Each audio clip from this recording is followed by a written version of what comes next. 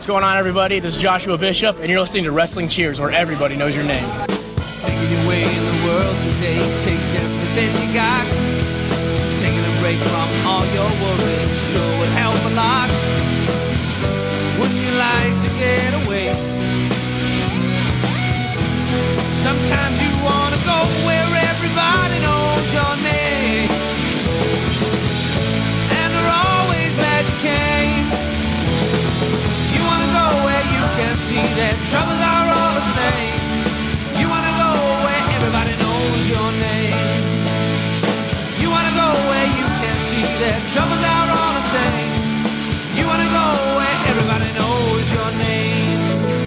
And welcome back to Wrestling Cheers, where everybody knows your name, even when you break your leg.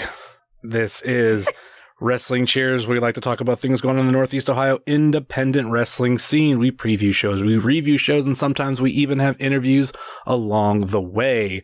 This is a little bit different this month. We have our third interview today for Southern Underground Pro Month. We'll get into that very shortly, but who am I? I am your host. I am Heavy Set.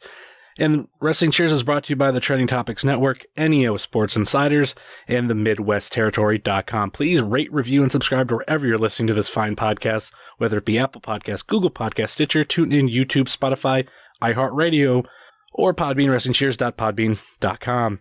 If you want to get a hold of us, we're on Facebook, Twitter, and Instagram. Facebook.com/WrestlingCheers, Twitter.com/WrestlingCheers, and Instagram.com/WrestlingCheers.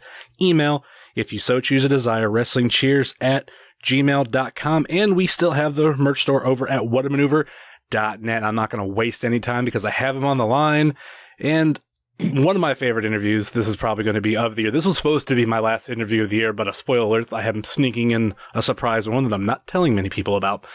So this is one that I had tried to get months ago. This has been in the works for months, but it was going to be part of Southern Underground Pro Month. We have none other than the guy, Marko Stunt. What's up? How I would say how are things going, but I mean, yeah, it's all right. They're going okay, as smoothly as they can. Let's put it that way. I'm in physical therapy and everything, and it's all going really good. Things are moving along like they should. So I don't really have a time frame yet, but I would like to be back by May. Okay. And I think that's very, very doable. And I think you said you wanted to be walking by next month? Yeah. Okay. The only thing about that is, like, when I say walking, I mean being able to take a step. Because they had to, I have a metal rod in my leg right now. Okay. With 4 screws and stuff. So, like, I wasn't even, like, they drilled through my knee to drill through my, tibia. I think that's the one. Sounds right. Yeah, that's the one I broke. They drilled through my tibia, the big bone, let's put it that way. Yeah. Which was broken in half, and had to align it and everything. They had to drill through it all the way to be able to put the metal rod down. Mm-hmm. And like it completely tore up a bunch of muscle in my knee. And so I'm having to get that back, and it's taken till now to be able to lift my leg. Like, I was finally able to, okay, so I put on Twitter not long ago that I was able to lift my leg without it hurting. Yeah. And like, I don't know if you saw that or not, but I was lying, because right after that it hurt immediately. But no, I'm actually able to lift my leg now and stuff. So when I say I want to be walking, I want to be able to like start taking more steps to gain that muscle memory back, because I don't know necessarily how to. I'm gonna have to relearn how to walk, basically, which sucks. But yeah, but it's the road to recovery. So yeah, that's the year that you've had. Is something when I've had a conversation lately about you, it's just like it was just crazy. And then I don't want to say like this happened at the right time, but now I feel like people now have the opportunity to like want more. Like you're not fizzling out. Now it's like, oh man, like shit, we missed out on Marko, or I really miss Marko. Not like, yeah, man, like I seen him a couple times, but like I don't know, it's just over now. Like I wouldn't wish that on anybody. Like I'd definitely much rather have you be healthy, but it's like maybe just kind of like trying to like look up some positives, where it's just like, oh, like now when he comes back, it's like, boom, Marko Stunt, he's back. I don't think it's necessarily been a big negative. I've been trying to be positive about it. Yeah. Like, I know I've got some fun stuff coming up when I get back. Like, I know some plans. I have some plans.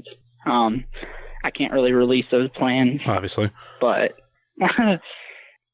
let's just know we do have some cool stuff planned. I'm just ready to get back, to be honest. I just miss being in the ring, miss hanging out with everybody. Mm-hmm. And, but the support has been absolutely crazy. Like, I never thought I'd receive as much support as I have. Like, luckily my Pro Wrestling Tees has been doing good. My What a Maneuver store has been doing good. So, during this time. And so I'm very thankful for that. And then, like, as of this recording, you've started, like, there's at least 2 shirts out, new shirts. When this gets released will be the last day for the High Spots box exclusive one, which I was looking into getting. And Man. there's See, I don't even have the High Spots box, so I'm sure I'll eventually get that T-shirt. But like, y'all are gonna get it before I do. Like, the people, if you're listening to this and you ordered a High Spots crate with that T-shirt in there, you guys are gonna wear it before I do. So that's nuts, man. Feel lucky on that. Yeah, like, I was actually looking at, I was trying to find some like coupon codes to like save a little money, but it seems like for High Spots there's none. So I'm like, all right, I'm just gonna have to, eat it. But still, yeah, all the, like, you're getting more a lot than of cool stuff. Like, I've seen a lot of the stuff that's coming in it. So that's awesome. And like, I think the more I've looked at that shirt, the more I like it. It's like a sequel, let's say, to your Rugrat shirt. And then like with the like a lot of the neon green, and then I noticed there's basically a Savage Stash fanny pack, but it's doesn't say Savage Stash, it says the guy on it, but it has the same amount of pockets as the newer Savage Stash fanny pack, and obviously at the bottom it's kind of like if they're going to commercial, like we'll be like back right after this or something. And I'm like the more I look at it, the more I really, really like it. Yeah, I was when I first looked at it, I was like, huh, cool. And then, like, I started noticing everything that was in it. And I was like, wow, this is super dope. Like, they got the hair and everything. Like, it's really good. I really want that shirt for myself. Like I'll probably get more than one if I'm able to get one. Mm-hmm. So that way I don't have to run out. You know what I mean? Yeah. But no, I do. It's definitely cool.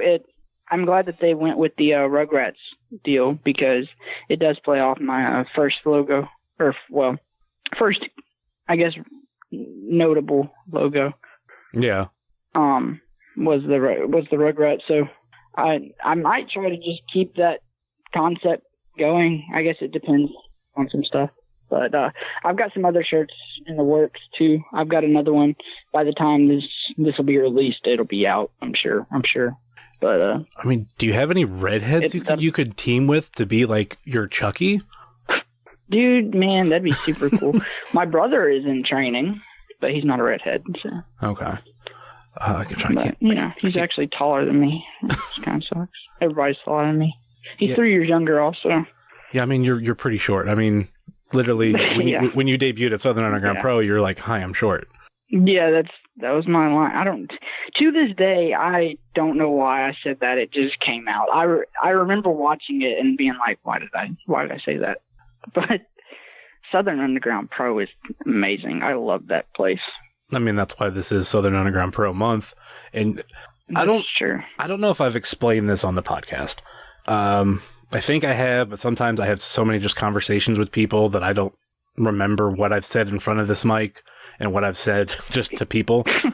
That the original concept for this month was actually I wanted to interview people who don't get booked in this area. And of you, number one on my list, literally the first person I asked, and background to it for most people who don't know this, I asked you the night you debuted at GCW, and I was like, oh, I better get in this request now because December's not really close, but it's going to get here before we know it. I just got to get it out and be like, hey, man, congrats. And by the way, can we do this? But I totally remember you asking, and I feel really bad that we haven't gotten it done until now, but at least we're getting it done. I'm glad we're getting it done. Well, I'm happy that it's obviously going to be part of this month, but I was asking way ahead of time just to give thumbs up and because sometimes you ask people early, I mean like early, but like too soon. They're like, man, I got something that day, I can't do it. And you're just trying to like panic. And now I was doing stuff way out, but with pretty much it was, I'm like, I want to interview Marko. I want to do this idea. I want to challenge myself. I want to interview people who aren't from the area. Most of the people I really wanted to interview were from Southern Underground Pro. And I'm like, well, I want to mix it up. I want to get a female in there. I'm not going to mention this female wrestler's name, but I put out a Do I know her? You might. You've probably heard of her. I don't know if you've ever been on the same show as her, though. But Gotcha. Remind me after we're recording, and I'll tell you the name. But I DM'd her and I emailed her. No response. And Okay. I got confirmation from you, and I got confirmation, I think, from Brett. And I was like, all right, those two are in. What about this third female? And also, like I said, because I want to do like, okay, let's do two people from Southern Underground Pro. Let's also do a female that's away from there. So I got a little bit of variety from like both sexes and not just one company. Yeah. When she didn't respond to me, I just said, you know what? Screw it. Let's go back to the idea that I kind of had in mind of like, let's do it all Southern Underground Pro. Ask Kevin Koo which I hate being like, yeah, he was like the fourth person. He was the backup. But the episode that would, as of this recording, was released last week, or I should say as of when it gets released. Like, it was a great show. And I'm really happy, like, as a whole, that I decided to go with Southern Underground Pro. And what sucks, which this can transition into a little something. Man, when the fuck am I going to see you live? Because Dude. I have the worst luck. It's supposed to happen, 2 or 3 times? Dude, it's going to be like 4. Like there's. Is it 4? Well, this is going to be 4. Like, depends on what happens with this 4th one. I'll explain it all to you. Welterweight wrestling. Gotcha. That was the first time. And I was like, oh my God, I remember. I actually text Jesse, like, dude, Marko's coming. He's like, man, that's awesome. And then I'm like, wait a minute. This is the same day as SUP. And he's like, there'll be an announcement later. And I'm like, oh shit. And then it was you basically, yeah, I can't come. And you had the Southern Underground Pro date, which was fine. You won the title that night. Awesome. I would, between the two, I think I would have taken that one over welterweight, even though it's in my backyard. Then it was like, I was like, okay. I looked at the card for the PWF show, and I was like, man, Marko's going to be there. Brett's going to be there. Koo's going to be there. It's kind of like this really cool mix of AIW people and some SUP people. Man, I'm like, I'm just going to show up. So when people see me, they're like, holy shit. Like, I didn't know you were going to be here. And I even like fooled you a little bit. I was like, hey, I want to buy this shirt. I got a friend going to PWF. Like, he'll pick it up for me. Yeah, and I believe that too, by the way. And I did. I mean, the worst case scenario too, I could have just had like Dom pick it up, but that's true. I just wanted to walk in and you'd be like, dude, like what's going on? I'm like, yep, I'm the friend. like just completely just fool people. Still, like, I surprised some people that just by randomly showing up, but like that week, like after I'd already bought a ticket, I was announced that you weren't going to be able to show up. You took the MWL booking, or MLW. I was screwed that up in my head, but same thing. And okay, after being to PWF, like I could probably understand why you took that booking. Fine. Then I was like, all right, we even talked about this. You were like, well, I'm going to be an unsanctioned pro, no worries. Then you had this injury, and I'm like, oh yeah, fuck my luck. And the 4th. It all depends on how things go, and it doesn't sound like it's too likely. I'm going to the SUP show next month. Are you? Yes. I haven't officially bought tickets, but I'm going. I'm making a big deal of it, just because I've watched Southern Underground Pro a lot on Powerbomb, and I think the atmosphere at the Basement East is amazing. I love a lot of the wrestlers, and I'm just like, man, I just really want to go. Actually, I was going to go to the February show. Obviously, there is no February show. That would have been the progression of when the next show was going to be. And I was talking to Jesse, and he was like, yeah, we're going to have it in January. And this was right before the last show, where you lost to Brett. And I was like, we'll get to that. I was like, man, I want to go, but I'm like, I was going to use tax money to like make sure I had enough money to go down there. But I'm like, I don't know. No. And then Brett challenged Nick Gage, and I'm like, oh no, I'm coming. I don't care. I'm coming. I want to see this. I'm super excited for that match, whether I'm there live or watching it on Powerbomb later. But I'm excited for that because I love both those guys. So yeah, so but I can't say I'm not going to be there, but I can't say I will. I'll probably be there, but obviously I won't be wrestling. So well, obviously, yeah. If you're but I'll try to make an appearance. Trust me, if you're there, I'm going to be happy. It'll make the 16-hour round trip drive well worth it. Besides the amazing show and Nick Gage and everybody else, but like that'll be like the icing on the cake. I mean, if you can't make it, I understand. Like I could imagine like all the pain and everything. That, man, thank you. I can imagine all the shit you've been in, and it'll just be like, okay, like when will be my next shot because I've been trying so hard. Man, I want to say I'll be there. I've talked to you. Me and Jesse have already talked about it, like me coming up, but we'll have to see. It really just depends on how everything's going that day, because like every day is different with me, like on the pain level and everything like that. Like, how far are you from Nashville? 3 hours. Okay, that sounds about right. Oddly enough, I've never really had this conversation with you, like, whether you knew it or not. Like, I wasn't over there a truck driver. And... Oh, really? Mm-hmm. My former company actually has a terminal in West Memphis. But they also have a lot... They have a lot that they use within Memphis, and it's literally right by the Mississippi border. Right by Olive Branch, where you're from. Do you know the Walmart that's like kind of like right by the border? I think it's an Olive Branch. Yes, probably. There's a Crystal's kind of in front of it, or Crystal. Yeah, a Crystal's and a Wendy's. I've been to that. You've been to that Walmart? Yeah, that's like the only thing like I really remember about Olive Branch. That, and I think like right down the exit or two down the road is a Pilot truck stop. I know I've been there too. Yeah. Mm-hmm. Like you're going towards Alabama. Right? Is that right? Yeah. Maybe. It's been a while. Like, literally, I haven't been, like, around that area in, like, 3 years. And I know eventually I want to go back to Memphis.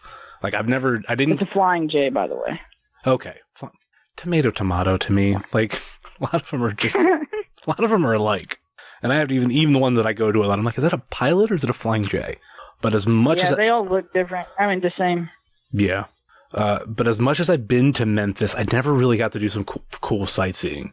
And I want to do Elvis. Like I want to do all that kind of stuff in that area.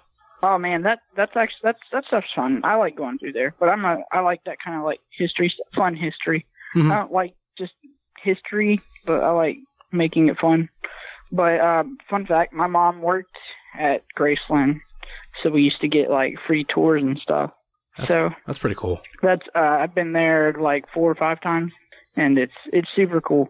They recently, like in the last couple of years, they changed it up and like tore down part of the shopping center and everything, and moved it back. They built a whole new thing for it, and it's real different. Different. I like the original setup, but that's just me.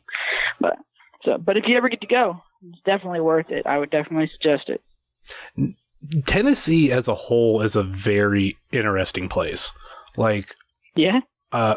From my point of view, number one, I get that. I consider it can be, if you're going east to west, and I've said this before on I think it was Kick Out of 2, it could be the most boring state in the world. Because if you're not driving through one of the major cities, there's just nothing. Like from Memphis to Jackson, there's nothing. From Jackson to Nashville, there's nothing.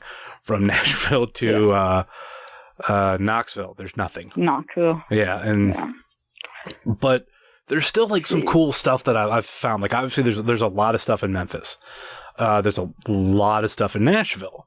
And I even think like somewhere maybe around Knoxville, there's like a Titanic thing. Like my girlfriend and I have like looked into stuff within Tennessee because I'm trying to convince her like, let's take a week off. Because at that time I was like, I want to fix in a Southern Underground Pro show, but like we'll go to all these other places. And then I recently decided like I'm just going to go there and come back. But I'm eventually going to do a personal trip, spend some days in Nashville, spend some days in Memphis, and then I don't know when it would fit in, but I know like I said there's like a Titanic museum, and I'm a Titanic nerd. Like I mean, I love Titanic. It's so hard to sit through now. I used to be able to sit through it, but now I can't.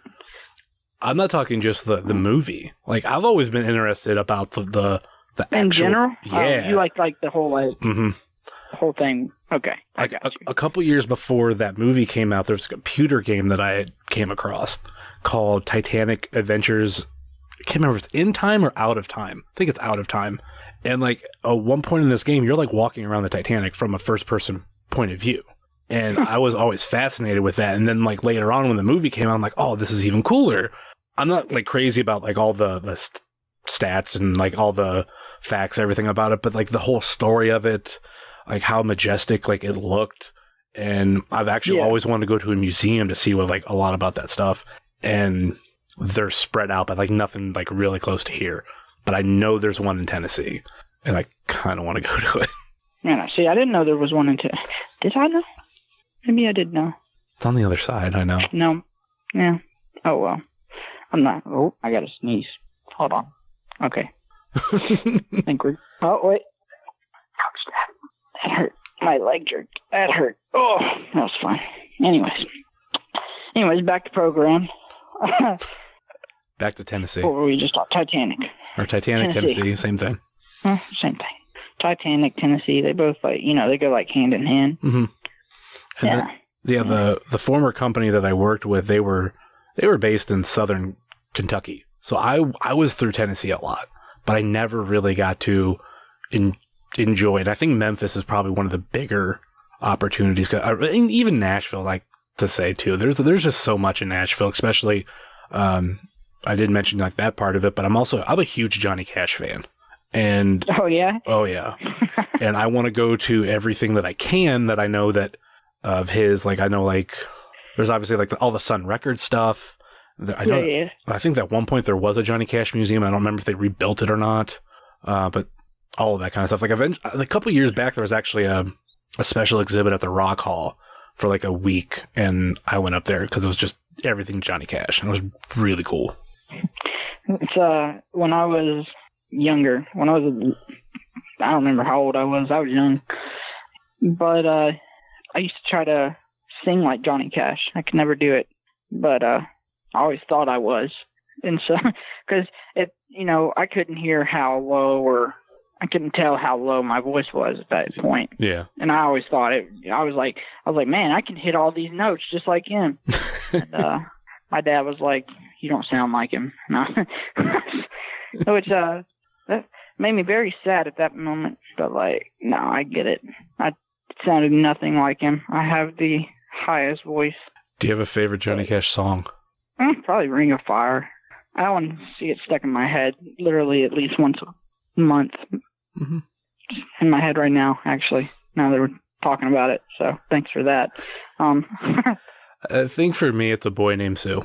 Yeah. I gravitated towards it as a kid, but I don't know if I'd call it my favorite, because maybe I just thought of like weird, like, oh, it's a song about a boy named Sue. And then when I was an adult and I actually found an uncensored version, because my dad had one that he might have bought a CD he bought at Walmart. So it was like, it's when he says, son of a bitch, that's bleeped out. And then I was like, I heard that and I was like, ooh, like I just started to like it more. And that's one of my, I don't know if I want to say top 5, but it's one of my go-tos for karaoke. Man, don't even get me started on karaoke. I love karaoke, dude. Like karaoke is, nobody ever wants to go do karaoke. There was one time, where were we? Oh, we were in Texas or were we in LA? Yeah, we were in Texas. Okay, I remember now. We were in Texas. It was me, B-Boy, and Eli Everfly, Delilah, and Shotzi Blackheart. And then who else was in there? Rocket Boy Wilson. Who else was in there? That might have been it. Okay. Yeah, that might have been. Either way. Wow, I forgot why I was telling you this. Karaoke. Okay, never mind.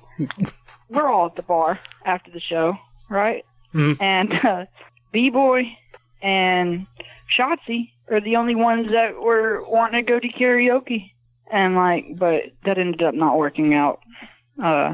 our service got really bad at the place we were at, and we were stuck there for like an hour and a half, 2 hours. Wow. But so hopefully when I come back, I'll be able to do some karaoke.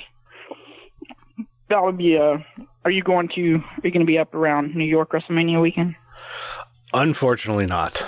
I'm doing I did WrestleMania a couple years ago. I did the Orlando, and that was kind of like, I was there. No shit. Oh, we talked about this because you had a picture with Rockstar, and it was like, I think like the same day I was there. I think you told me about I remember talking about this. I do remember talking about this. And I'm trying to remember how I figured it out. I didn't get a picture with him. Maybe it was because maybe the day I got a picture with Drew, and Drew might have been in the background wearing the same thing. Man, I remember that was my first fan experience meeting like any like meeting names or anything. You know what I mean? Yeah. And so like I showed up to WrestleCon, and I was starstruck. I saw Drew walk in, and he was so big. Oh, God, and, like, yes. I didn't realize how big these people were. Like, I'm so tiny. Like, I mean, naturally, I'm yes. such a little person. Like, I have pictures on my Instagram, if you guys go look at them, from WrestleCon that day. And I've got pictures with a bunch of people. And, I'm so little. Like, everybody on TV, they look so normal, and I guess, like, I'm the abnormal one, but still. Yeah. It just seems so, I don't know. I mean, I'm at roughly an average height of right around 6 foot, and him... See, that seems like so... It seems above average to me, I guess, because I'm so small. I don't know. I think there's a lot of maybe because a lot of wrestlers like right around 6 foot. So that's what I'm saying. Like, I'm about an average height for a wrestler. Some are a little bit taller, some are a little bit smaller. But the one or the two that are, when you see them in person, like, oh my God, you're pretty huge. That I've met. Number one is Drew. The second one, and I didn't realize it until someone pointed out in the picture, Crimson. Like, yeah, he's pretty big too. Yeah, he's a big dude. Mm-hmm. That's a big dude. I met him. The night after, or 2 days after Lost in New York. I was driving back home, and we had to drive through Knoxville, where they were filming the where they're doing the Impact deal. Okay. And they were all there, so I got to meet a bunch of people there. It's where I met Rich for the first time. It's where It's where I officially met Joey Ryan. Yeah, so I met a lot of people, but I had a bunch of friends there, so I wanted to go see him. But yeah, Crimson, I got to talk to. I forgot why I was talking about that. But yeah, Crimson is real big. He's super nice, but real big. It's not a huge story that I'll get into. I was just going to mention that I was actually at one point blocked for a couple years by Crimson. And then the really? Picture, it's a long story. I don't really want to get into it right now, but the whole thing was that the picture that I have with him, I like apologized, and he vaguely remembered one of my tweets because he called me. Well, I'll put some background on it. I have a couple costume hoodies that I really love. One of them that I had as my profile picture was a Shredder hoodie. Anybody who listened to the episode with Brett, I love Shredder. He decided to refer to me as Fat Shredder. And he didn't remember why I was blocked, but when I mentioned Fat Shredder, he's like, okay, I remember that part. I don't remember anything else. And I'm like, okay, and we buried the hatchet. I'm like, can you unblock me now? He's like, all right, I'll get to it later. And he did. And I've been cool with him ever since. I got you. See, I don't know that I've ever really been blocked by anybody. I try to keep to myself online. Yeah, I'm really bad at interviews because I keep to myself so much. That's I get nervous every time I have to go do a podcast because I got to talk about things and I'm not good at it. So here's the funny thing. I get real nervous. How much do you know of the work of Chris Farley? Chris Farley? Yeah. I know who Chris Farley is. I definitely know who Farley is. Well, how much do you know of him from SNL? I don't know of him much from SNL. Okay. He had a little skit that he did on there from time to time. Granted, I mean, that's what SNL is, a bunch of little sketches. Yeah. One of them was called The Chris Farley Show. and it was Chris Farley interviewing celebrities, and it was actually like the actual celebrity. And what Chris would do, instead of like, it wasn't like a normal conversation, it was like this guy who was really nervous and really excited to be talking to this celebrity, and he would ask dumb questions. Like, I wish I could do an interview like that. God. Well, I want to go on the Eric Andre show. That's what I want to do. Jeez. Like, in my mind for this podcast, that's what I felt like I was going to be. Like, at one part, he's interviewing Paul McCartney, and he's like, so, do you remember that one time when you were with the Beatles and you died in that record? Because there was that whole thing of like, you know, like Paul's dead or whatever, if you like listen really closely. And he's like, were you? And I'm like, Paul's like, no, I wasn't. So it's like I felt like I was like, so Marko, do you remember that time you were in Los Angeles and you broke your leg? Did it hurt? Like, just like those kind of dumb questions, because like. Oh, and I wish they were. Man, now you got me wanting to do a podcast like that. I'm just going to start one, and that's how I'm going to be. That's what I'm going to do. I'm going to start a podcast and just act like that the whole time. I was afraid that when I heard the news about your leg, that someone texted you beforehand and told you to break a leg. Did they? I don't know. They might have, actually. I've gotten those texts before, but no, what's weird about me getting hurt is like, so you know about me like hurting my elbow last year too, right? That was before I knew who the hell you were, but I think I've heard you talk about it. Okay. All right. So I hurt my elbow, and like right before I went out, I had this weird like feeling, and like I ended up getting hurt. And the night I broke my leg, I had that same feeling, which is weird. I don't know. Like, I'm not superstitious or anything. Yeah. I'm a little stitious, to quote. Wow, why to quote The Office? Wow, I just went blank. What's his name? Anyways, yeah, but no, yeah, I got that weird feeling, and I ended up getting hurt. So apparently, I need to stop wrestling when I have that gut feeling. Was it a quote? Stop getting hurt. Was that a quote from Michael Scott? Michael Scott, that's his name. Okay. Wow, I don't know why I went blank. Thank you for that. I say that's actually that help right there. That's actually one of the shows that I really like. Love The Office. Oh, you like The Office? Mm-hmm. And see, like The Office, don't like Breaking Bad. See, I love Breaking Bad. I finished it not too long ago because I have a ton of free time. Like, here's the thing about that. Like, literally, you could name every like really quote popular show that people just like fascinate over, and I'm like, no, I had no interest, or I have no interest. Game of Thrones, nope. Did you get it? Did you watch it at all? I'm not interested in the era. I think that's the way I've explained it. I feel like you have to have some sort of investment to a show, one way or another.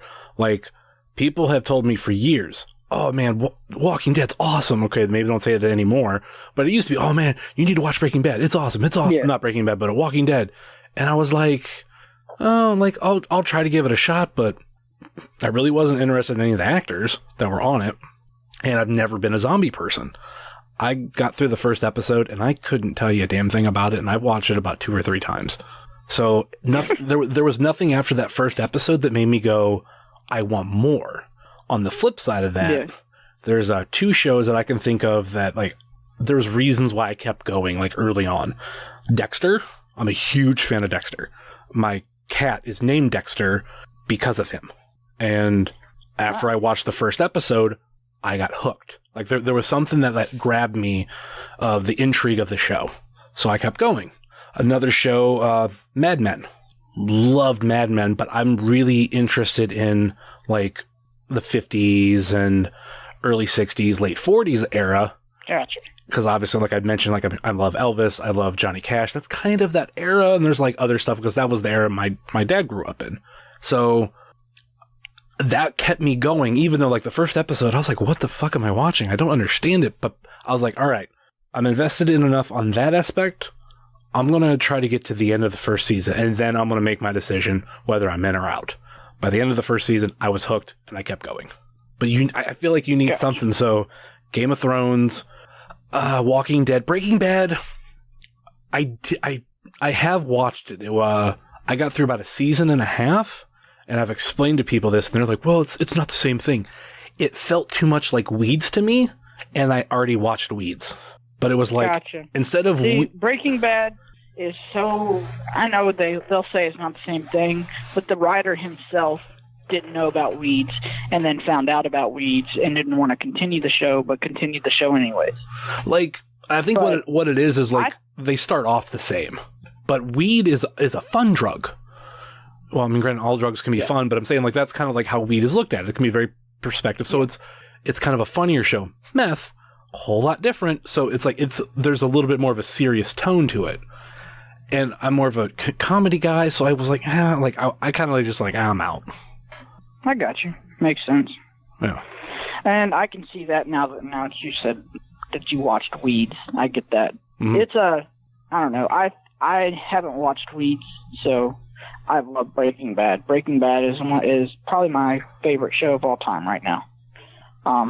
I think the story is incredible. I think the way the actors portrayed their characters is absolutely amazing. I think Walter White and Jesse Pinkman are two of the greatest characters ever.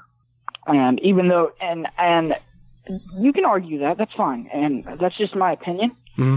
But like the realism, they made it seem so real, like it was just natural, and I love that. If you can do that, then I'm a fan.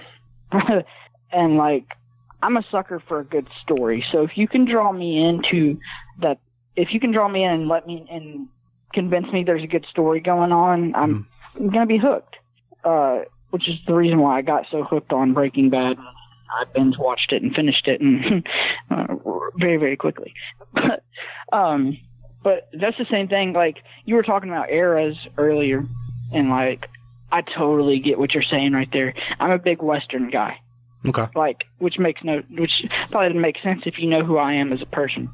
But like if you know me personally. Yeah. But like, I don't seem like a Western guy at all. But Westerns, they intrigue me so much, just like what all they had to go through and just the stuff that was allowed and the stuff that went on. Mm-hmm. Like, people weren't like just a bunch of like entitled idiots. If that is that, I don't know. I feel like is that too much? No, I feel like the Wild West, and a lot of Westerns, it's basically colonial America, but in the desert. Okay. Yeah. It's definitely not a knock on it, but like just even me just thinking about it right now, it's very similar to colonial America, but like, you know, you're just you're in the desert and all that kind of. It seemed like a lot of towns were spaced far apart, so yeah, like I've never been a Western person, but like I've watched some Westerns that I've really liked. I can't think of all of them off the top of my head, but I know like I'm definitely in the middle. Like we can usher into this a little bit, because right now, if I'm correct, or just because of one of your shirts, you're playing Red Dead Redemption 2. Oh man, I've beaten it already. Like I beat it because I had so much free time. Yeah, I beat it after I broke my leg. Like, what? That's the best game I've ever played. Really? Yeah, and I may be a little biased, but Red Dead Redemption was my favorite game for a long, long time. And then Red Dead Redemption 2 came out. Mm-hmm. And the story behind it is the most amazing story I think I've ever had, that I've ever played in a video game. Okay. And I'm more for the Rockstar type gameplays, if that makes, like the Rockstar like Rockstar the game makers. Yeah. Like, I'm very big on their games. Like, I love their types. I love the way they put their games together and the way they produce their stories and the gameplay and all that. I think it's great. But I think they went over the top and outdid themselves by a bunch with Red Dead Redemption 2. The graphics on it are absolutely insane. You can see the muscles moving on the horses when you're walking. You make trails in the snow. The grass moves. The leaves fall from trees. Like, it's crazy. Mm-hmm. I've never seen a more realistic looking game, like graphic wise. Yeah. But the story behind it just flows so well, and it made me not want to stop playing, and it made me want to know what's next. Even if okay, I'll stop moving from games to TV shows because they'll mix in just a second. But I have to always be, okay, let me put it this way. If nothing big is happening, if nothing big's about to happen, yeah, then you don't have my attention fully. So, like, there are lots of parts in games where, like, I'm playing them, but I'm not really paying attention to what's going on. Or, like, there was lots of times in Breaking Bad, which I'm glad I'm going back through it now but there's a lot of stuff that I missed because there's not a bunch going on during this episode. So I'll get on my phone and I'll miss, like, 50% of the episode because I'm not paying attention because there's nothing big going on. Yeah. And then I hear something or I see something that catches my eye, and I'll start paying attention, and then I'm just drawn in again. But it's like little things like that. So it's the same thing like the video games, like with Red Dead Redemption. There's always like those down times, but the way they progress with it just constantly kept me intrigued, I guess. The first Red Dead, like ever. That's fine. Here's the thing about podcasts that I've explained to people is if from a podcast host point of view, I would much rather my guests ramble because then I can pick things out, and it also creates content. If you ramble on for 5 minutes, well, that's 5 minutes of guaranteed content, and then I can come out talking about more about it or whatever. But what I was going to actually say is the fact that Red Dead Redemption is a video game that I wanted to play. Then I got fucked, and I'll explain this. I think right before I had Red Dead Redemption, I played some sort of like third-person point of view game. I want to say it was Mafia 2. Loved Mafia 2, and I wanted to play that because I was a huge fan of the Godfather game. So after I had beat Mafia 2. That was right around the time Red Dead Redemption came out, a little bit after it, and eventually I did go out and buy it, but then I think I put it away for another game for a while, like might have been like Call of Duty or Madden or something, where it's just like, I was going to like, okay, I'll play this later. And a friend of mine was like, hey, if you're not playing that, do you mind if I borrow it? And I'm like, yeah, sure, man, like, go ahead, borrow it. I've never received the game back. Is this the first or second game? First one, because it was years ago, yeah. And I've never received that game back. He has gone through money issues since then, and it either got stolen or he sold it, because he did get like a bunch of stuff stolen from him. So I've kissed that game goodbye. So I would have to rebuy the first one on the newer consoles and play it. And I just... Man, you don't have to play the first one to get the second one. The second one's a prequel, so it actually... Okay. Like, you'll understand. You'll see, you'll get some things, like, but... Yeah. It's nothing you really... You can go play the second one and then go play the first one. I wouldn't recommend it, because, like, you're going to see a drastic difference in the gameplay. Like, the story's just as good, don't get me wrong. The story is amazing on Red Dead Redemption 1 and 2, but you're just not going to get a better gameplay. But, yeah, if you wanted to just play Red Dead Redemption 2, I would say go for it, because it's its own game, I would say. I think one of my biggest issues just on video games is like I really don't have enough time. Like in between my job, I spend a lot of time outside of work doing I do this stuff. So that's like recording stuff, editing stuff, posting stuff, scheduling stuff. I have a bunch of TV shows that I really like, and I'm not even up to date on all of them. And there's just a plethora of wrestling. Like, if anyone ever tells me for example, I watch New Japan probably once a year, but I pay for the subscription. But I know it's there. It's hard for me to catch up on it. I think that even though one of the reasons why I stay up on Southern Underground Pro is because Powerbomb is a great service, and I can easily access the content on my TV because I have a Roku TV. So it's like boom, boom, click, click, boom. I'm watching Southern Underground Pro, and like, oh, okay, I'm done with this. Let me go to AIW, or like go watch an old AIW show, or let me check out PWF or something like that. So there's just, I feel like we're in a world right now where there's just so much to do. And like I'm a huge NFL fan. I've bought Madden for the first time in like 5 years, and I've only got to play like a couple games off of it because I'm just doing other shit. And I'm like, what sucks is I really feel, before I was doing podcasting, I'm watching a lot of wrestling, still watching wrestling, but I would play a lot of video games like Call of Duty, Madden, whatever game was like something I was working on. Like I did Fallout New Vegas for a while, Mafia 2, and just a whole bunch of other games. Now I'm to the point where, one of my favorite series, I don't know about you, I love the Gears of War series. Almost said God of War. Gears of War. See, I played Gears of War with friends. I never played it myself. It wasn't my favorite. I like realism, if that makes sense. Okay. Like, I like the games that are like that's why I like the Rockstar series, I think, so much. Like the Red Dead Redemptions, the Grand Theft Autos, is because it's like real life stuff. And I know a lot of it can't happen, but like just that it's real life eras and like real life stuff that's actually going on. I think that's what draws me in more. And I was telling somebody else, that may have been my brother actually, that I like the real stuff more than I do like the fantasy stuff. Actually, it was my brother and it was like 2 days ago. It was yesterday. I'm sorry. He just said that. He's in here listening to me talk to you. But he said, it was yesterday, because he's trying to get me to play God of War. He's got the new God of War, and it's great to watch. But it's just not my kind of game that I want to play, because I don't even know how to explain it. It's just it doesn't draw me in like something I mentioned would. Okay.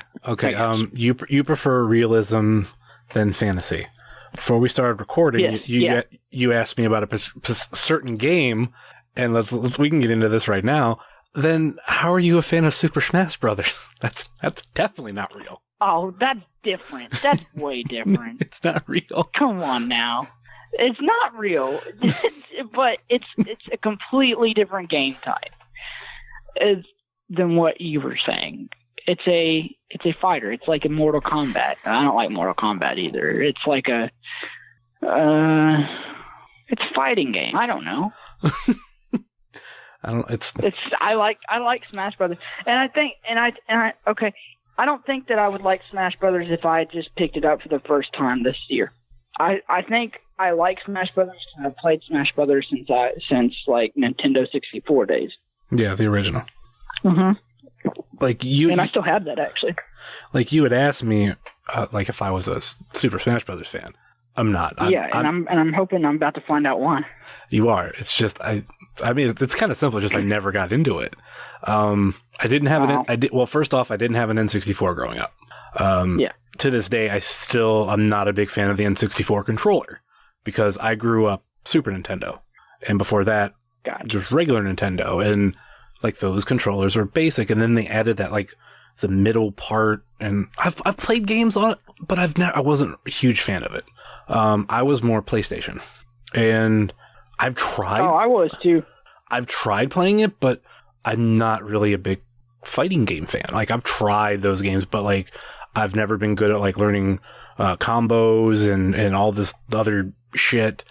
And like I don't even really understand the premise of Super Smash Bros. Like there's like the percentage thing, but like you could die, but then you can come back. Like I've just never understood, but it was definitely one of those things that was born in the N64 era that went on, and now it's like a huge part of Nintendo.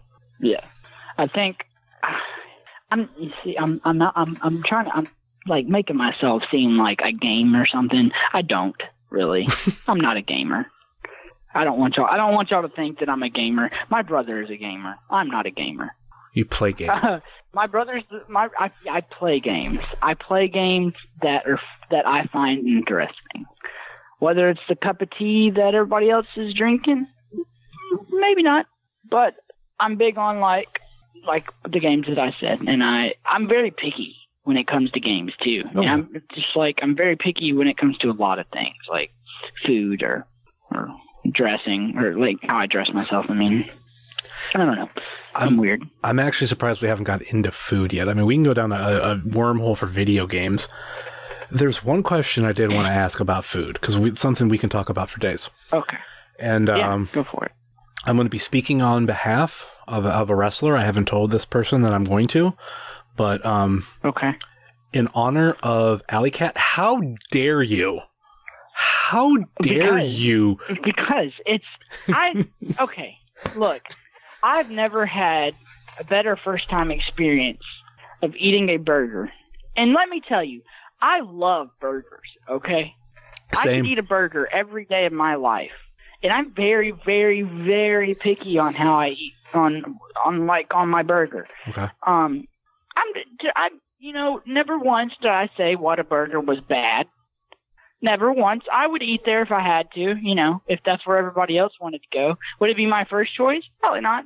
But I'm definitely an In-N-Out guy, because In-N-Out, it's the burger. It just melted in my mouth, for one. And then, I don't even know. I'm not a huge fan of their fries, of the In-N-Out fries. Okay. But the argument for that would be, for Whataburger, for y'all, is y'all have the spicy ketchup, right? Mm-hmm. And I've never had it, so I can't say a bunch, because I haven't had everything. Mm-hmm. I haven't had what y'all are calling your signature deal, but I have had an amazing burger In-N-Out, so I can judge off that for sure. And the burger's okay. Whataburger is just a burger, though, to me. I don't know. The thing that Whataburger has that I absolutely love, and it's something that I crave all the time, and it's another reason why I drove to WrestleMania, because in Jacksonville, Florida, there's some Whataburgers, and that's like one of the closest ways I can get it. Granted, that's really far from here, but I was like, oh, if I drive down there, I can get Whataburger. But the item is honey barbecue chicken strip sandwich. It's on Texas toast. Okay. Obviously, it's honey barbecue, the chicken strips, and then there's a cheese. I can't remember which one. It is amazing. It's been a while since I've had the burger, because after I tried that, I just was like, okay, fine with the burger. I know people who rave about the patty melt, and I've had both of them. And I'm like, okay, those are good, but this just became my favorite. And In-N-Out, for me, I've only had it once. Ironically enough, I tried Whataburger and In-N-Out in the same town, but at different times. I think it's called Rockwall, Texas. It's outside of Dallas. Okay. And the thing that I will always remember about the first time I went to Whataburger, and I told Alley Cat this story, happened to stop there, parked a semi in the parking lot next to it, and I walked in because I was like, I've always heard about Whataburger. They're all over Texas. I gotta try this. Because much like you, I love burgers. A worker was on the outside, taking out trash or bringing it in, coming back in from taking out trash. He opened up the door for me, and he's like, welcome back. I was like, I've never been to Whataburger in my life. This is my first time. Did that bother you? It didn't bother me, but it was just... It would bother me. It's the weird irony. He said I looked like someone who was in there earlier. But to tell somebody, welcome back... And they're in Texas, where Whataburgers are everywhere. I'm in my, I think, was I 30 at that point? Still. Or maybe I was late 20s, 28, 29. And then I go, no, I've never had Whataburger in my life. It's like, what? You've never had Whataburger? So that's kind of the reaction I got. They're like, really? And I'm like, yeah, I'm not from here. And that stuck in my head. Ironically enough, too, I have the same fanny pack that Alley Cat has. It is a great fanny pack. I also have a In-N-Out shirt. Is it a Whataburger fanny pack? Yeah. Oh, okay. It's a orange and everything, but I have an In-N-Out shirt that I bought at that same In-N-Out in Rockwall, which it's like on the other side of the highway. And I was right down the road from a truck stop. I parked my truck and I just walked down there. Not bad. Not bad. To me, there was nothing that really stood out, but it was like, oh my God, I'm at an In-N-Out burger. I think Okay, I've had In-N-Out in both California and Texas now. Okay. And I had to say California is definitely superior. Okay. But that could be a big thing. I've heard Vegas is pretty good too. I've never been to Vegas. I would like to. I'm sure I will one day, but yeah, Yeah, I haven't been there yet. So if it's good there, I'll let you know. Or we can, if we happen to be there at the same time, we'll try together. Knowing my luck, you're supposed to be there, but something will happen. You'll go to California instead. That's going to be my luck. Wow. That is how everything works usually. Okay, if you're going to have a burger anywhere, like what's your ideal condiments? Like if you're making the burger. Ooh, before you get into that, before I get into that, I actually got another question because this actually kind of reminds me because it's the same thing. Have you ever been to a Fuddruckers? No. They are a good burger place, but like you go up to a counter, you order your burger, and then they have a condiment bar. That's kind of like what made me think about it because like basically you order your burger. I don't think they really put anything on it. You put it like, and there's just, I forget everything that you can get on it. But let's say you're at a Fuddruckers, and I don't exactly remember what they had, but what would you put on your burger? You're going to be real disappointed. All I put on my burger, usually, is ketchup and mustard, and sometimes mayonnaise. And that's it. I mean, it's not that bad because, like, it's a classic. I'm more, when I taste a burger, I'm not looking to taste all the lettuce and tomato. That's not what makes the burger. It's the way the patty tastes to me. And, like, I don't know. Sometimes it can complement. Like, I don't mind lettuce. I don't mind tomato. I'm not an onion or pickle guy. I hate it. Those are the two. I hate all of it. Ugh. But how about Red Robin? Have you ever had them? I love Red Robin. Because the thing that I love about them is they have so many different kinds of burgers. And I almost gravitate towards anything that they have that's like a barbecue burger. Like that, those are like my favorite. Barbecue burgers are good to me. Mm-hmm. I'm more of a ketchup guy, but that's me. Every once in a while, it'll be I accidentally put barbecue sauce on my burger at the Atlanta Zoo one time. Okay. So I ordered the burger, and I went to put ketchup on it, and I took the bun off, and I was pushing the ketchup on it. I was like, man, this looks weird. Anyway, so I went and sat down, and I bit into it, and I was like, this is barbecue sauce. Mm. Apparently, the ketchup and barbecue sauce tubs look exactly alike. It's just a very, very small shade different of red. I don't know how. That was the weirdest wording. I don't know why I worded it that way. The shading of red is very similar. That makes more sense. There we go. I mean, I'm not very good at talking. It makes more sense, but normally it makes better sense for when the companies actually do like, the traditional bright red and then more of a maybe like a brownish red, like a brown. For the barbecue. But yeah, there's definitely companies. I'm trying to figure. There's other stuff that's like that where you think it's one thing, but it's a different thing. Like I think I've seen that happen with people in chocolate milk. They'll. You ever done the sugar and salt? No. Mix up those two? No. No.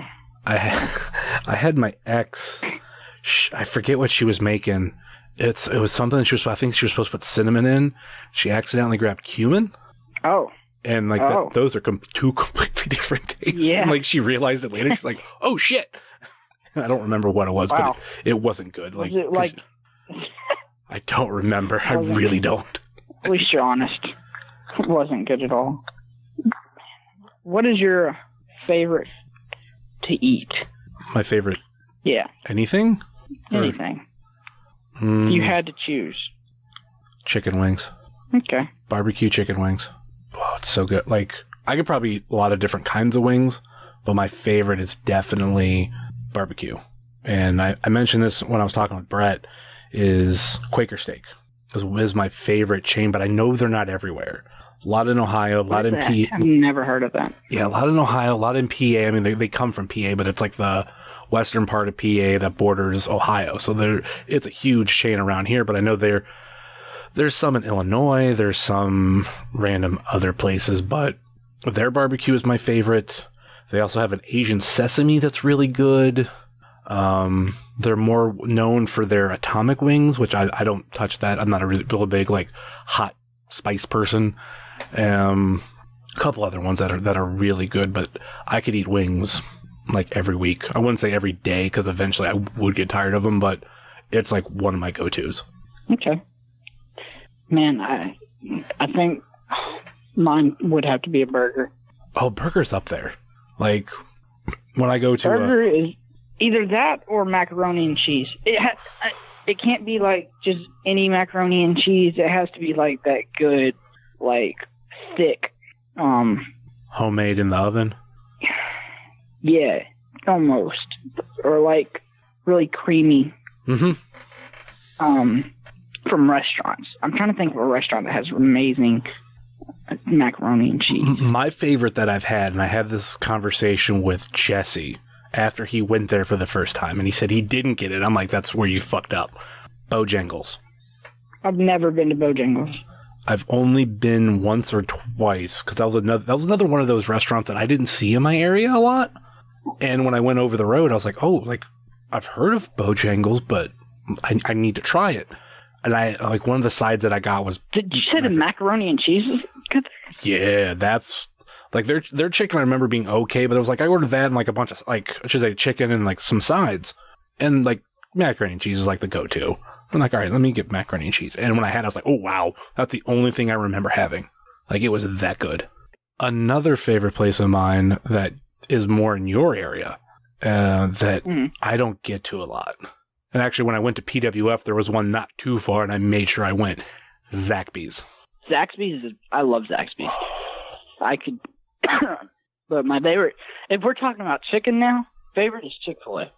I've never had Chick-fil-A in my life. How have you never? Because, yeah, you know how? I would be out and about, like at the mall, more times on a Sunday than any other day. So every time I'd be in the area of going to one, they'd be closed. I got to a point where I'm like, I don't know. Some people would be like, "Oh my god, it's the greatest. You're missing out." Then there's other people that are like, like it's okay. Like, you're not really missing anything. I think it's good. I think it's great. I used to work there too. Okay. But I can tell you that the atmosphere is not like it's not real. Okay. Like they put on a face. They make you put on a face. For people. I can't believe it. Which is, yeah, it's really two-sided there. Like there, you got front of house and you got what happens back of house. Yeah. You know, behind closed doors. It's two completely different things. Like the way they act in front of customers and the way they act not in front of customers. I wasn't there very long. I didn't like it. Luckily, that worked out for me. I'm going to do what I love for a living. So yeah. Kind of. But yeah. But no, yeah. Chick-fil-A is definitely my favorite. See, I feel like I could talk about food for so long. The thing that I love about Zaxby's, and this is like the first time I ever went and I was told, get this, and that's the only thing I've got ever since, is the little Zack, like little tender sandwiches. I know that. Little bite-sized ones? Yeah. Not bite-sized, but you know what I mean. Yeah, the little... Yeah, the sliders. Pretty much, yeah. And, like, I order it with extra Zack sauce. And actually, it was fun. I don't like Zack sauce. Oh, I love it. Like, to the point of when I was going to say, when I went to the one not too far from PWF, like, I ordered my order, and then since I knew I wasn't going to be at one for a while, I was like, oh, yeah, give me 5 extra. And obviously with them, you have to pay for it, but I made sure, I'm like, yeah, give me 5. Like... What was that, like $1.25? Something. 5 of them. But I was like, give me. I think they're 25 cents a piece. I think so. They're all in my cupboard. I go there quite frequently myself. Man, but dude, I'm so ready to wrestle again. I know that's really random. I'm so ready to wrestle again though. But, dude. I mean, when everything's said and done, well, like how long will that be that you will be out? About 6 months. Okay. Six or so. They said 4 to 6, but I'm not gonna push it, and like I can see what's going on daily, and I'm trying to think about the future, and I'm not trying to rush myself. I don't want to push myself past a point that I don't need to be. Yeah. But I'm just I'm taking it day by day, and day by day things are getting better. Therapy is getting more and more annoying, but it's kicking my butt, but it's pushing me to get through and get better. They know exactly where they want me to be. They know exactly where I want to be. And I've told them what I need. I told them what I need to be able to do with my body when I come back. So until I'm able to do all that, I won't be back. It's going to be like super hard on me, because I know the very first time, I'm going to be getting in a ring for the first time, not in a ring to do anything, but for like an in-ring interview deal on the 12th of January. Okay. And I know as soon as I step in that ring, or see the ring in general, I'm going to like want to immediately start bumping around or whatever, but I can't, and it's going to make me want to rush, but I can't do that either. So just taking my time, I guess. I think it was the conversation I had with Koo off air where we talked about like the potential of you being at the next SUP show. And it's like, if you come, it's going to be like great for fans to like obviously want to give back to you, whether it be buying merch or whatever it is for you. Just be like, hey, we love you. Get well soon. We want to help you out here. But then there's also like the flip side of that coin of like, you're in the atmosphere. You're in front of wrestling. And I think it's something that we've got too here in this area with, recently retired Magnum CK. And like, he was just a great presence in the ring and everything he did like online. The dude was great, and have to force your retirement. It's like, do you stick around? Like, do you find a way to like do commentary, be a manager? Do you like still be a part of the show, or do you walk away because when you're in that building, you're in front of that ring, you're in that ring, you're just like, I miss it. Yeah. And that's what I'm struggling with right now. That's why I'm leaving. That's part of the reason I'm leaving it up in the air about me going in general, Yeah. I've got to go on the 12th, so I got to get that over with. And then what's the date for the January show? I want to say I want to say it's the 20th, and if I'm correct, it's 1 month from when this will be released. So like 1 month to the day. Wow. Mm-hmm. So this is going to be released on the 19th, which will be 20th. What is that? A Thursday? Be 20th. Thursday. 20? You said 20? Yeah, 20th. Yeah. I'm not paying attention. I'm stupid. But you had the right day of the week. It's going to be released on a Thursday, but yeah. But the SUP show, that'll be like a week after or two, a week or two. 8 days after. That's 12. Yeah. I don't know, man. I want to go. I do. But yeah, that I think it'd be cool to just go to a show and be able to see everybody and hang out, because I miss. Dude, I've been stuck in this house. Oh God, yeah. Since everything happened, and it's horrible. Like, I don't get to go. I don't go hang out with anybody. I'm laid up in the bed all day, pretty much. Mm-hmm. But I'm not trying to not trying to throw the woe is me act or anything. But like, I'm just ready to go. Whether I'm wrestling or not, I'm just ready to be there. Which is why, like, I will be going WrestleMania weekend, whether I'm wrestling or not. I'll be up in New Jersey, New York area, because for support and everything, for one, and you never know what's going to happen either. So I don't know. We'll just leave it at that. All right, let's start to wrap things up. This has gone on a very long time. I'm not complaining. This is good, man. This is the interview I've been wanting to do for months. And if I'm not going to get to see you live, like, let me at least interview you. It's kind of the feeling. But let's get into the Fave 5 questions. Woo woo. Hey, this is Booker T, 5-time champ, and this is the Fave 5 questions. Now, can you dig it? All right, question number 1. Let's go with... Try to go on a food theme. We've talked a lot about food, and there's a lot of food questions. All right. We'll start with bacon or sausage? Oh, man. Yeah, plain, like by themselves? Yeah, just bacon or sausage. If I have to eat it by myself, I'm going to go with sausage. Okay. Because bacon's a little too salty for me. So, like, I'll take a bite of something and then take a bite of bacon, or, like, I'll dip the bacon in, like, syrup if I'm eating it with my pancakes. So if it's that case, if I'm eating it with, like, a breakfast, I'll always go bacon. But I like sausage because I like the texture of it, and I think it's not near as salty to me, and I'm real picky about that. A question that goes with that I always ask is, which I think you kind of answered it. For sausage, link or patty? Link. Yeah. Actually, you know what? Oh. Patty. Yeah, probably patty, actually. Okay. When you asked me that in the first time, I thought link. Like, that's what was in my head. That's what I was picturing. Mm-hmm. But I don't know. I don't get patties very often, so yeah. I mean, patty is seems to be more like if you're going to do a sandwich, and link is more for eating regular, but you can get you can eat a patty just without anything else.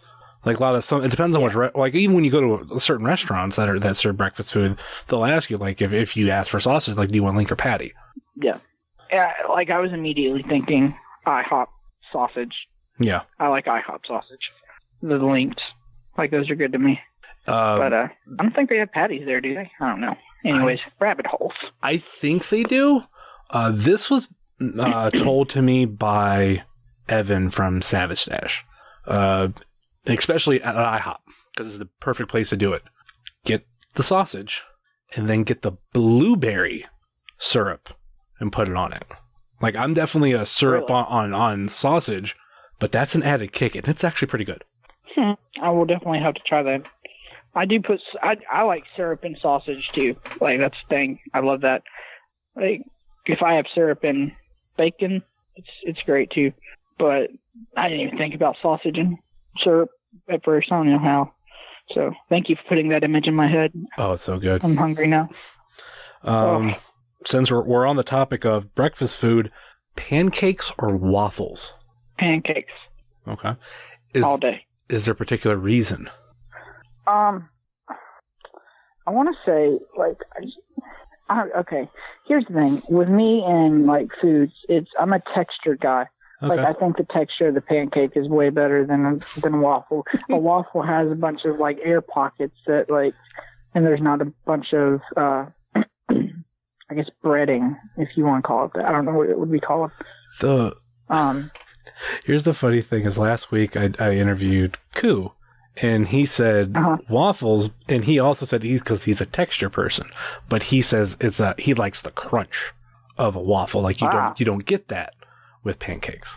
I do like that. I get that. I like the weird thing that I do. Okay.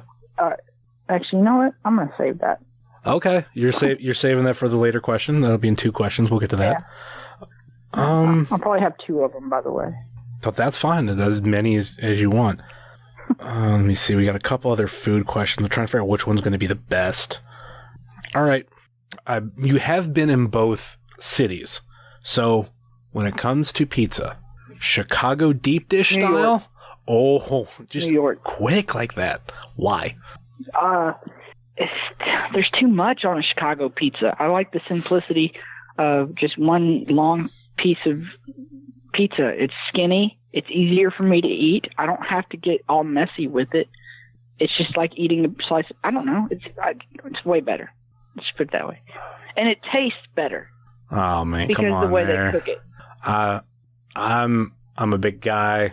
I like my food big, and when it comes to Chicago, like I've had Illuminati's.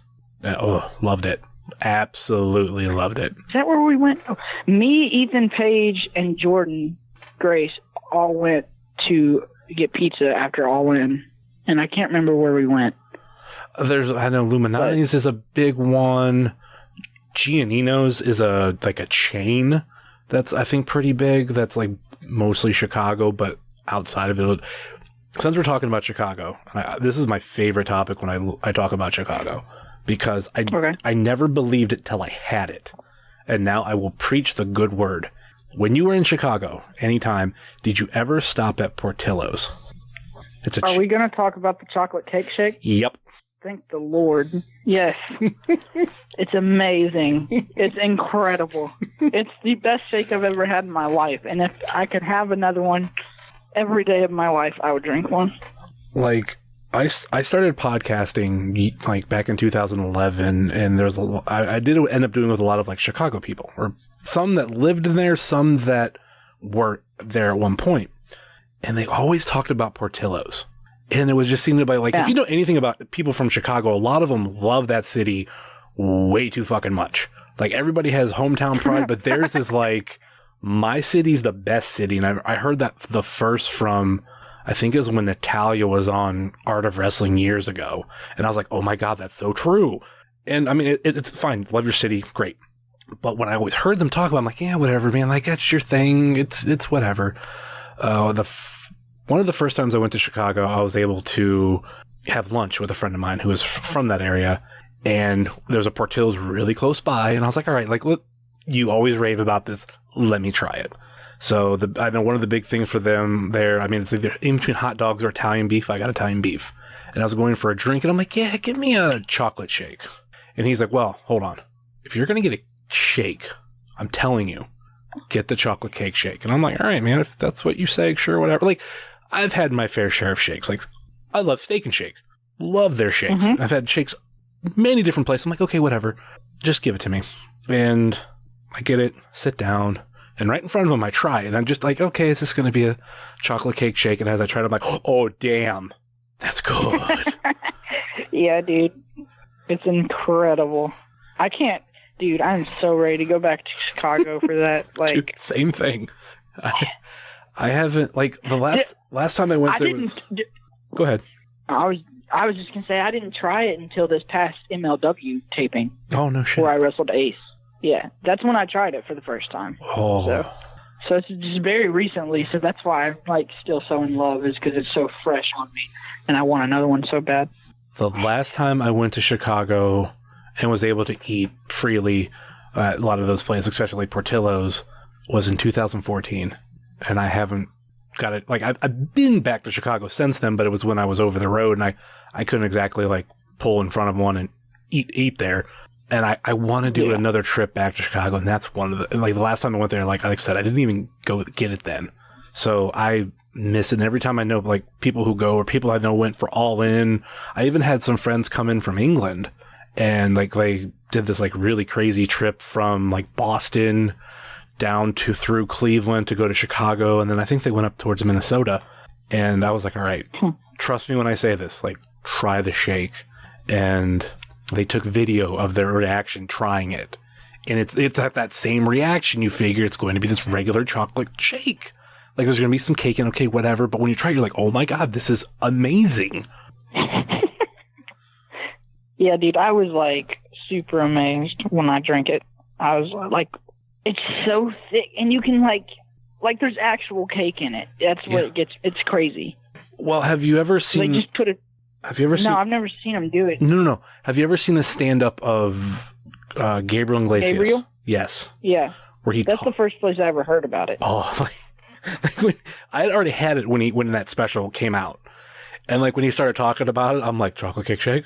And he talks about it, I'm like, oh, it was kind of like the reaction we both had, like, we started mentioning it. And then he mentions about how, like, she just, like, drops it, like, takes the piece of cake out of the fridge, just drops it in the cup. Oh, it was so good. Did you see them making it? Because I didn't get to see them making it, and I really wanted to.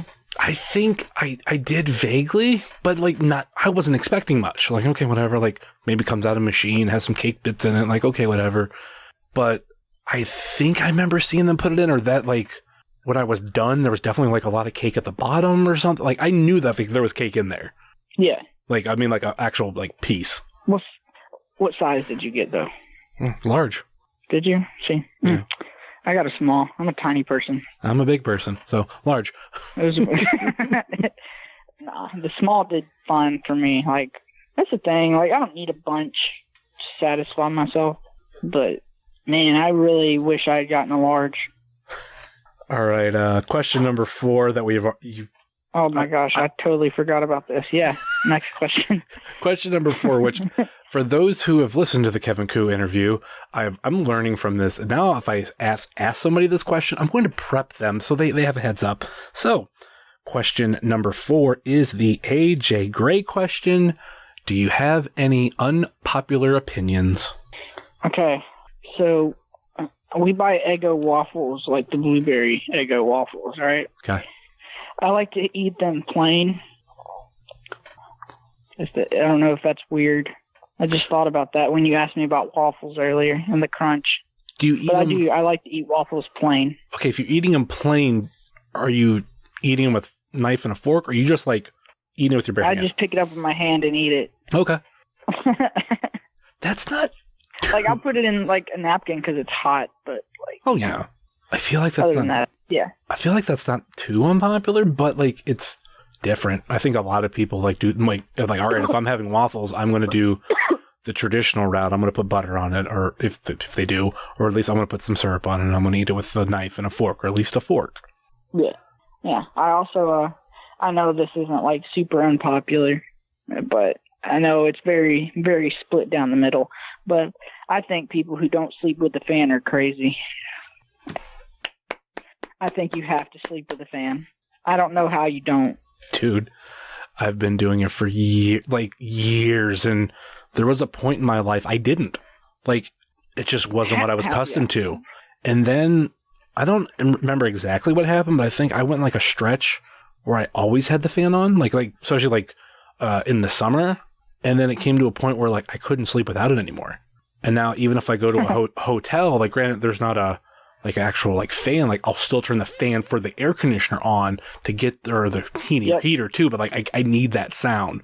And when I was starting to become over the road, like I actually had to learn. I actually had a team with somebody else, and the trucks that we were using, the top bunk had a fan on it, like where it was like you could like point it down right at you, like it was built into the truck. And normally, like, nobody wanted the top bunk. And I'm like, oh, if that's up there, I want the top bunk every time. Like, I'm just going to put that fan right on me and just pass out. Man, dude, okay, I got a story about, where were we at? You're about to tell me a story of a lovely lady? No. But I was, what were we doing? Why was Trevor Lee there? Anyway, I was rooming with Trevor Lee. And it's for AAW.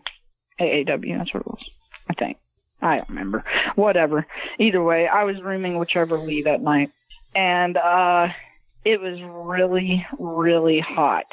And, like, I don't like confrontation, right? Okay. So I just let it go.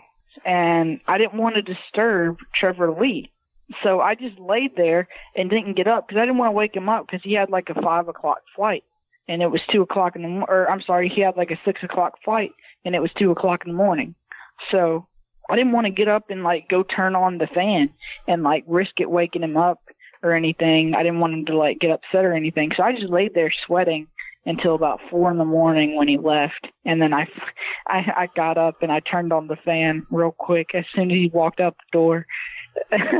And then I finally got some sleep, but that's my hotel fan story. The only thing worse than sleeping without a fan is sleeping sweating. Like, oh, dude, I didn't sleep. I laid there and tossed and turned until he left. Oh, like I've had horror stories. Like when I moved into an old apartment years ago, it was like in the middle of summer.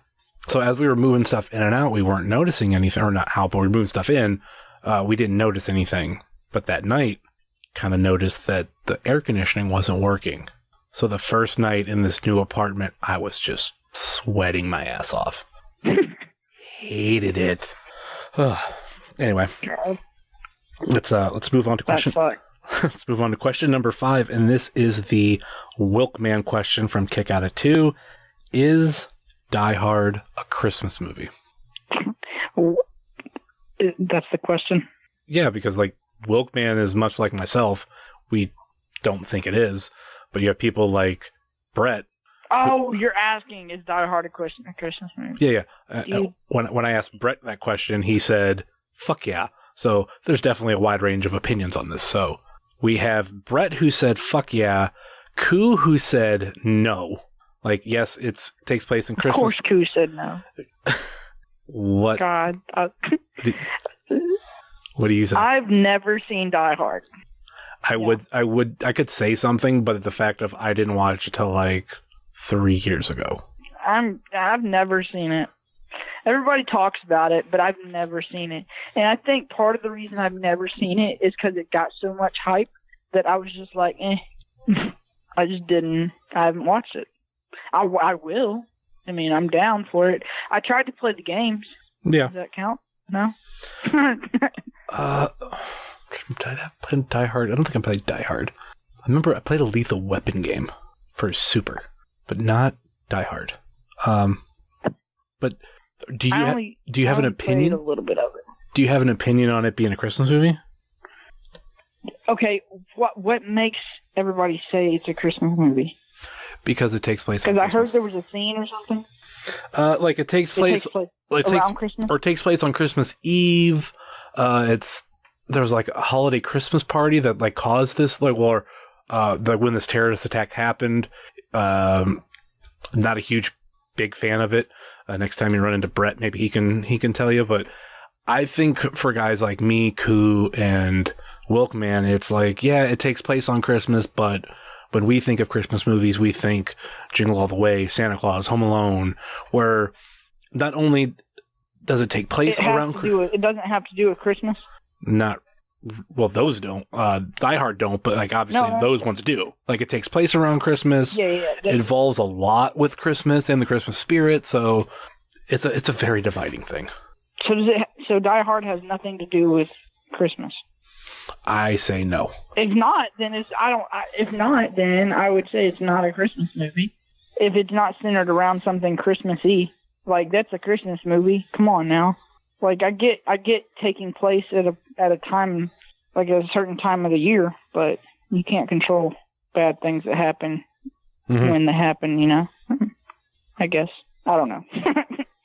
Then again, I'd have to, I guess, see the show or the movie to know.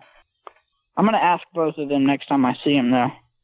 You know what? No, I want to interview them in the ring and get them fighting about it, and just get out of the ring. That's what I want. That would be. Would you pay to see that? Like, would if that's what happened in January when you came, would you be okay with that? I kind of wish that could have been the match for you and Brett. Me and Brett just arguing over, is it a Christmas movie? Man. Oh, because like literally when I said like when I asked him, he's like, "Fuck yeah, it is." Sounds like Brett. Oh, it does sound like Brett's Brett. Such a good dude. I really love Brett.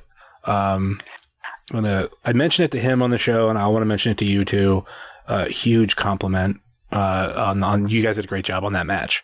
Because what I mentioned from being like an outsider of, I obviously I'm going to know results for SUP shows before they happen because they're going to be online. There's going to be pictures of it. So like when you won the title, I knew, but I still watched. And when you lost the title, I knew, but I still watched. And I figured, oh my God, like even when I fantasized about this match, I figured like it would be Brett just killing you.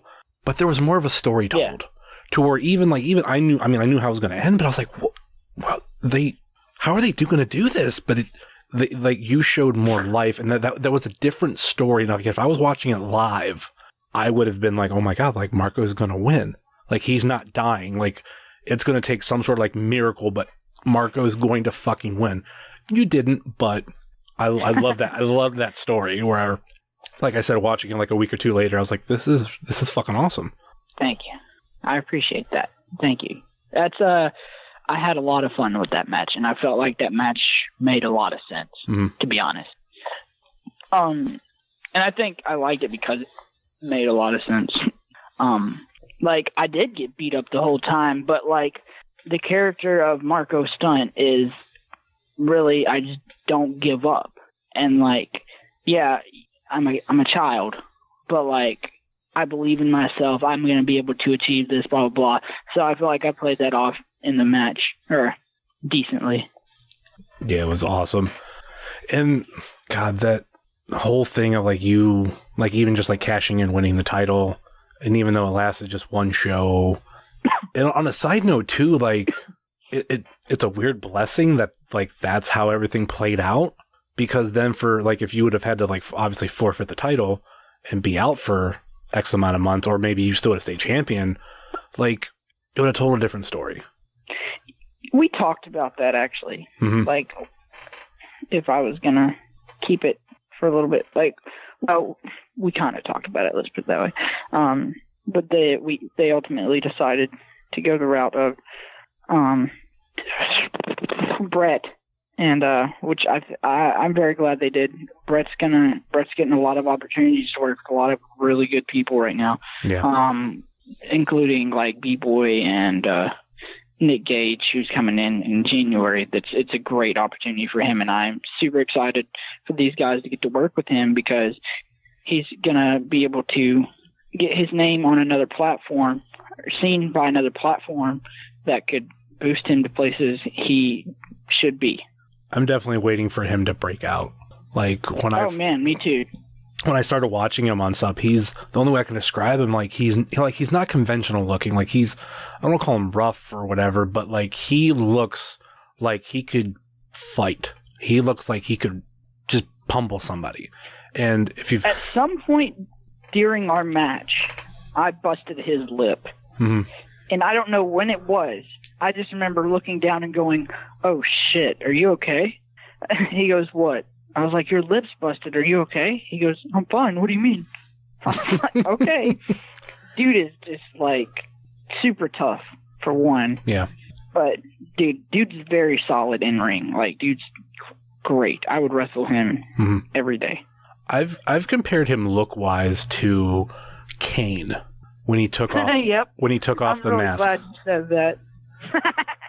I think somebody posted a picture like months ago of like, I don't know whether it was a Kane figure from like when he took off the mask and the hair and everything, or they took the hair off of a Kane figure, and I was like, oh my, like I even tagged him like, oh my God, that's Brett Ison, like that. It fucking looked like him, and it's just cool to be from Tennessee and everything. Like I also compare him to that monster that Kane could be, and I love that because like Brett's still young and there's still a lot more. And as soon as he gets a chance to get out more and more places, like everybody here so far for SUP month is people that I want to see in Cleveland. I want to see you. I want to see Koo. I want to see Brett one way or another, like my home territory. You know, is it going to happen next month? Probably not. But slowly but surely, people are getting signed. People are getting chances. That's all I can do is just sit and wait. A lot of people are getting signed, dude. It's nuts. I think a lot of my friends have gone. Bums me out, but I'm so happy for them. Like, wow, that sounded so sarcastic. It bums me out, but like, yeah. I really am happy for them. Like, I know that's my dream, so I know like that them getting to live their dream is incredible. Like, yeah, that's great. I couldn't wish anything else on anybody, on anybody. Like I first became a fan in the end of 2011, and thinking about like the people who have got signed since then that I've seen, people who maybe even got chances other places and all this stuff. Like, you know, my first all girls show had the big match between Mia Yim and Allison Kay where she broke her nose. Now, you know, they've both been in the Mae Young Classic. Mia is signed with WWE, AK probably about another year or so, and they're going to probably bring her in my opinion. You know, witnessing like a girl like Shayna, her come up, and it's not even just women. Like, you know, big one for this area is Johnny Gargano, and that's a guy that, you know, I've sat down, talked a lot with, and now, you know, he's, you know, on NXT all the time. Yeah. He's a top guy on NXT. Yeah. Like, it's crazy. You know, it's this is really random, but thinking about like guys that have signed, like friends of mine, Riddle was there the night I broke my leg. I was laying there on the couch, and he came up and was sitting there and was like playing with my hair, and like I wasn't complaining. I was out of it, but I ended up looking up because I had no clue who it was, and I go, "Oh, it's you." And he goes, "Well, yeah, who else is going to come sit and play with your hair?" And but dude, Matt Riddle is one of the coolest guys I've ever gotten to hang out with. I don't know if you know. Do you know Matt Will? Matt Riddle might have had a run in AIW where he backed out of bookings, but yeah, I know who Matt Riddle is. Okay. Well, a little salty there. Yeah, a little. I mean, wish him the best, but I met his wife. Well, all my encounters with them, I cannot complain. It's definitely one of those, I think, different strokes for different folks. I think one big thing for me was when he was here, like, he seemed cool, but, like, he was never a guy I got into. Like, I'm also a guy who doesn't really get into Joey Janela as much. I don't hate him, but, like, I'm not, like, I'm not to a point where I buy one of his shirts. That's just the way to put it. Like, do I root for him or anything? Or, yeah, I do it. I follow him on social media. I'm like, there's no issue, but Matt Riddle was definitely one of those guys where I'm just like, I don't get him yet. And before anything could happen, he stopped taking AIW bookings. Gotcha. I got you. Hey, man, everybody's got their opinion, and I'm like, sorry, I just blanked out for a second. Everybody's got their opinion, and there's nothing wrong with that. So I'm not gonna like sit here and like argue or anything. That would be dumb. Yeah, I've gotten past the point where I'm just like, fuck Matt Riddle and all this stuff. I'm like, hey, if people like him, people like him. Like, I'm a little sour on him, but that's just me. But hey, like, he's living a dream, so hey, more power to him. Yeah. Back to the questions. One thing that I always, God, such a big circle of the Die Hard question. This goes with it. Like, what is your favorite Christmas movie? Man, that's so hard. And this is the season. I know. I actually just watched a new one that came out on Netflix. I don't remember what it was called, but it's about where these kids find Santa and like hop in his sleigh, and like the sleigh crashes, and now he's got to get his sleigh back. It's really good. It's funny, and I really enjoyed it. I cannot remember what it was called or who was in it, for that matter. But if you see it and you know what I'm talking about, it's really good. You should watch it. But my favorite would have to be. Wow, this one's killing me. I mean, there's a lot. Yeah. Probably Home Alone. One or two? One. Okay. And don't ask me why. Because I don't know that I could tell you 100% a good reason. I couldn't give you a good reason. I mean, one is definitely a classic. Because that's the only reason I have. That's what I was actually about to say. I was going to say it's the original.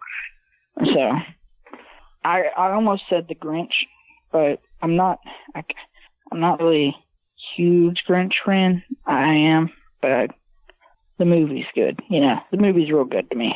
The original? Nah, the Jim Carrey one. Or Jim Carrey. Jim Carrey, yeah. I'm not high on the Jim Carrey one. I love the original. The original, like, is a really good, simplistic 1-hour movie. I need to go back and revisit the Jim Carrey one. I just recently bought it on Blu-ray, so I can do that. And then I just seen the new. I haven't seen the original, so I don't know that I could, I guess, judge. Really?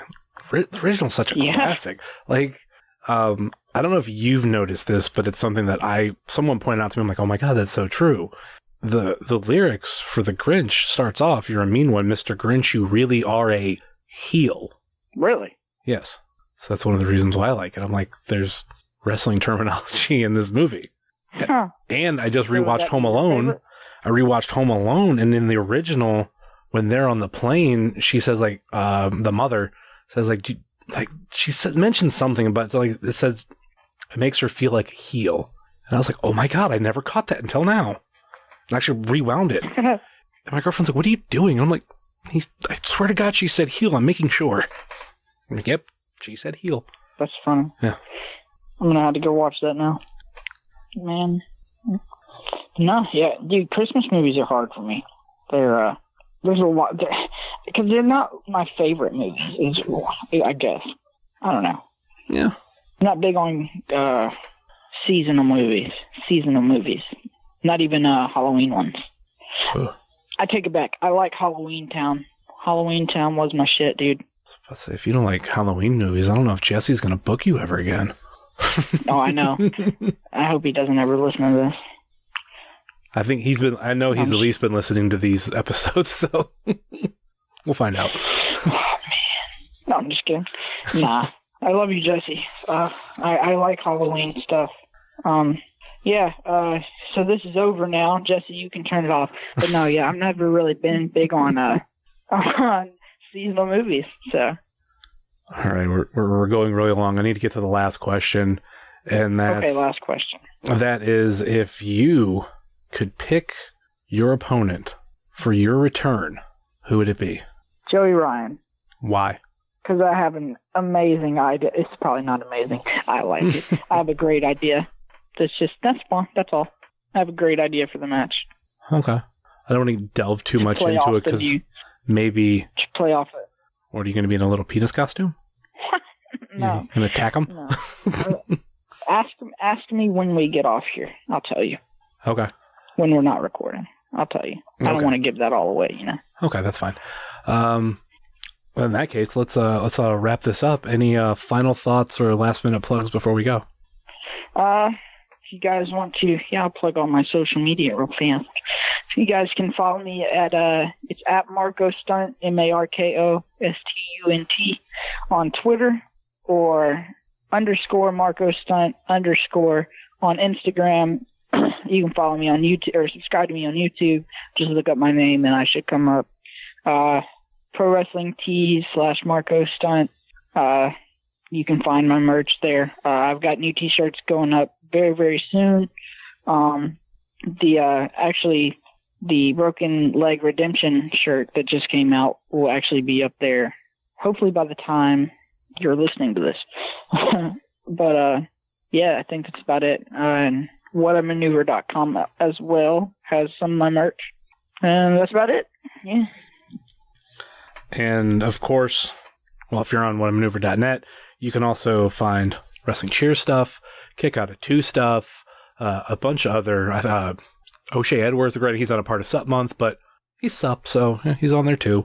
Head on over there, get yourself some great shirts.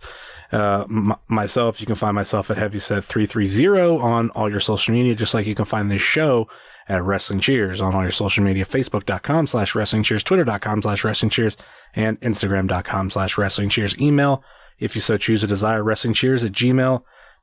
And please rate, review, and subscribe wherever you're listening to this fine podcast, whether it be Apple Podcasts, Google Podcasts, Stitcher, TuneIn, YouTube, Spotify, iHeartRadio, or Podbean, WrestlingCheers.podbean.com. Check out all of our friends on the Trending Topics Network, such as All Beer Inside, Eurovision Showcase, and Old School at the Movies. Check out our other podcast friends, such as Pod Van Dam, Center Stage, Super Fantastic Podcast, The Road Home from Wrestling, The Dave Dynasty Show, Kick Out of 2, The IndieCast, Sobros Network, and the Big Gold Belt Podcast. And check out our other non-podcasting friends, such as Thrift Store Jobber, Rebel Life Media, The Savage Dash, Set Tab Photo, PowerSlam.tv. Use promo code Wrestling Cheers, all run one word, get a free month. Ringside Shots Photography, Sickening Pictures, Russell Void, NEO Sports Insiders, MidwestTerritory.com, and the official graphic designer of Wrestling Cheers, Moy Boy Designs. That will do it for us here on Wrestling Cheers, where everybody knows your name, even if you look like you're 12. Later. Making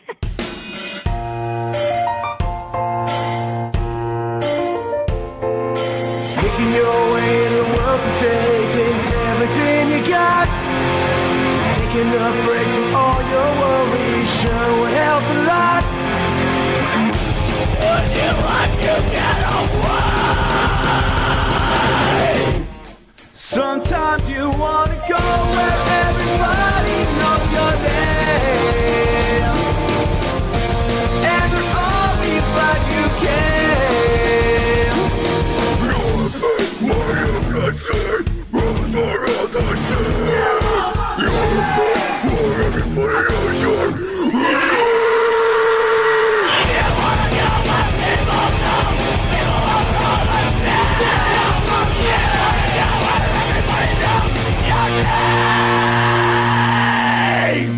Are you tired of the same old pro wrestling? Then check out the amazing action on Powerslam.tv, the biggest indie pro wrestling channel in the world. Get over 3,000 hours of the best pro wrestling events from over 100 of the biggest names in the industry from over 15 countries around the globe. Get your free trial today at Powerslam.tv.